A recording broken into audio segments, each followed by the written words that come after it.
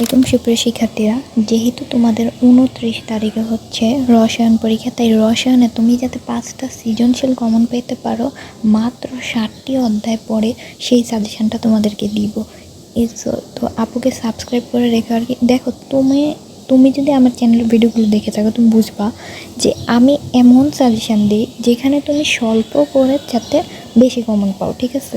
ওই রকম সাজেশান দিই। আচ্ছা, যাই হোক, সো আমরা এখানে কি করব, বিষয়টা হচ্ছে দেখো, তোমরা এখানে 2, 3, 4, 5 এই 4টা অধ্যায় বললে তুমি এখানে 2টা সৃজনশীল কমন পাবা। আর এখানে 6, 7, 8 বললে 3টা সৃজনশীল, তাই না? 3টা সৃজনশীল মানে কি, তোমার 7টা সৃজনশীল এখানে কমন পাচ্ছ তুমি, একদম 7টা সৃজনশীল। মাত্র কয়টা পড়ে অধ্যায় পড়ে, এখানে 5টা সৃজনশীল তুমি কমন পাচ্ছ মাত্র 7টা অধ্যায় পড়ে। তাহলে কি তোমরা অবশ্যই এই অধ্যায়গুলো পড়ে যাবা, ঠিক আছে?